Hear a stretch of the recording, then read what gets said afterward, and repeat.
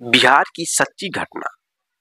बिहार की आईपीएस अधिकारी की परीक्षा पास करती हैं विंध्यवासिनी। और आईपीएस विंध्यवासिनी एक अपने स्वभाव से बहुत ही कड़क स्वभाव की थी। लड़कों जैसा उनका स्वभाव था, वह किसी के सामने झुकती नहीं थी। मेरे दोस्तों, आईपीएस विंध्यवासिनी आईपीएस की परीक्षा पास करके आईपीएस अधिकारी बन जाती हैं और बिहार के अलग अलग जिलों में उनकी पोस्टिंग होती रहती है। कहा जाता है जिस जिले में उनकी पोस्टिंग होती थी उस जिले से वहां के गुंडे, बवाली, चोर, लुटेरे सब गायब हो जाते हैं उनका नाम सुनते ही। मेरे दोस्तों, उन्हीं के जीवन से संबंधित एक कहानी है जो उनके साथ घटित हुआ था। साथियों, वह ड्यूटी पे तैनात थी और किसी जरूरी काम से उनको अपने घर जाना था।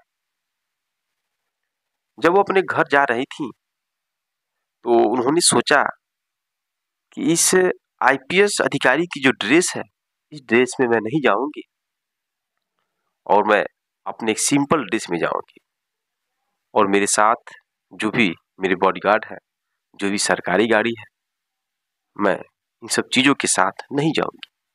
इस वजह से वो अपने बॉडीगार्ड को मना कर देती हैं और सरकारी गाड़ी से भी नहीं जाती हैं।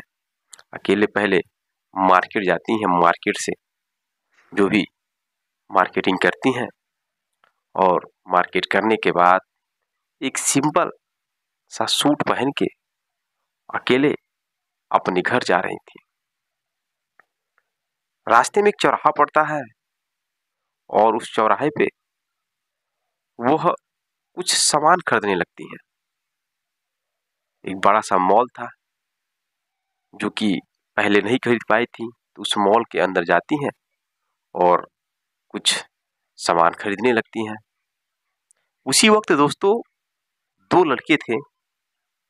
वो दोनों लड़के उस आईपीएस अधिकारी के हाथों को टच करते हैं, लेकिन फिर भी वो आईपीएस अधिकारी इग्नोर करके चलने लगती हैं। लेकिन ये दोनों उस पीछे पीछे लेकिन ये दोनों उसके पीछे पीछे जाने लगते हैं। उन्हें नहीं मालूम था कि जो लड़की है ये मामूली सी लड़की नहीं है, एक आईपीएस अधिकारी है। चाहेगी तो इनकी खटिया खड़ी कर देगी। मेरे दोस्तों, वो विंध्यवासिनी बार बार इग्नोर करती थी, लेकिन ये लड़के नहीं मानते थे। लड़कों के मन में कुछ और ही चल रहा था। उन्हें लग रहा था कि लड़की मना नहीं कर रही है, इसलिए लग रहा है हम लोगों को भाव दे रही है। इस तरह की गलतफहमी पालकर अपने अंदर वो दोनों लड़के उसके पीछे पीछे चलने लगते हैं और छेड़खानी करने लगते हैं। मेरे दोस्तों, तभी अचानक बहुत जब ओवर हो जाता है तो मैडम घूम करके एक चाटा एक लड़के पर जोरदार देती है। इसके बाद जो एक लड़का है वो भी इनकी बाह को पकड़ने लगता है। तभी वो अचानक कहती है, तुम लोगों को समझ में नहीं आ रहा है, मैं विंध्यवासिनी आईपीएस अधिकारी। जैसे वो नाम लेती हैं और अपना आई कार्ड दिखाती हैं, उसी तरह से इन दोनों के तो होश उड़ जाते हैं और वहां पर जितने भी लोग होते हैं सब लोग भीड़ लगा लेते हैं। तुरंत फोन करती हैं, तुरंत कई गाड़ी में भरे लोग कर्मचारी आते हैं और दोनों लड़के को पकड़कर गाड़ी में बैठा लेते हैं। पूरा पब्लिक खचाखच भीड़ लगा लेती है और देखते ही रह जाती है। वह आईपीएस अधिकारी वहां पर बोलती है, इन दोनों लड़के को ले आकर आराम से रखिएगा जेल के अंदर और किसी भी तरह का इनके साथ दुर्व्यवहार मत करिएगा, कोई मारेगा नहीं। मैं अभी आऊंगी 1 घंटे बाद, तब इन लोगों से बात करूंगी।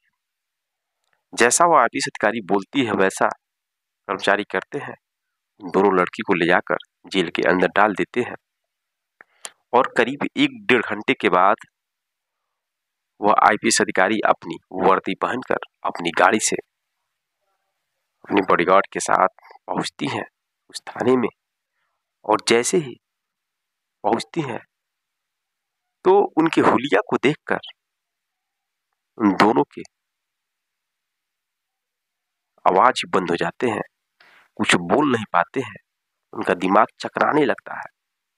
दोस्तों, वो मैडम काफी खूबसूरत थी और जब ड्रेस पहनती थी तो मानो कोई बहुत मजबूत हट्टा कट्टा लड़का है, देखने में बिल्कुल लड़कों जैसा लगती थी। तो वह दोनों लड़के देखकर रोने लगते हैं और मैडम के पैरों पर गिरकर माफी मांगने लगते हैं। मैडम बैठती पूछती, तुम बताओ, आज मेरे साथ तुम लोगों ने ऐसा किया, इसके पहले तुम लोग कितनी लड़कियों के साथ ऐसा कर चुके हो? दोस्तों, उन दोनों के पास बोलने की ताकत ही कहाँ रह गई। वो दोनों समझ नहीं पा रहे थे हम लोग करें तो क्या करें, बस रो रहे थे और पैरों पे गिरकर माफी मांग रहे थे। लेकिन जो आईपीएस अधिकारी थी वो अपने बहुत ही कड़े स्वभाव की थी, जो गलती करता था उसको सजा जरूर देती थी।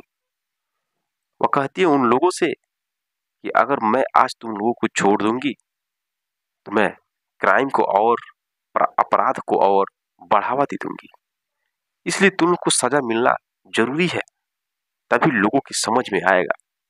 कोई भी लड़का आदमी इस तरह से मार्केट में किसी के साथ गलत करने की, छेड़खानी करने की कोशिश नहीं करेगा। दोस्तों, मैडम वहां इस तरह से बात करती है, उन दोनों को जेल के अंदर डाल दिया जाता है, मैडम चली जाती है, फिर उसको कोर्ट के अंतर्गत जो भी सजा मिलता है कोर्ट की बात है। लेकिन दोस्तों, ये सच्ची घटना इसलिए मैं आपके सामने लेकर आया हूं ताकि जो लोग लुच्चे लफंगे हैं, कहीं भी जाते हैं, बिना सोचे समझे, बिना किसी के बारे में जाने किसी के भी साथ छेड़खानी करने लगते हैं, तो समझ जाए कभी कभी ऐसे बुरी हालत में फंसेंगे कि आपकी जिंदगी बर्बाद हो जाएगी, जिस कदर इस सच्ची कहानी में इन दोनों लड़कों के साथ हुआ। इस वजह से सतर्क, सावधान और जागरूक रहने के लिए यह सच्ची घटना आपके सामने लेकर आया।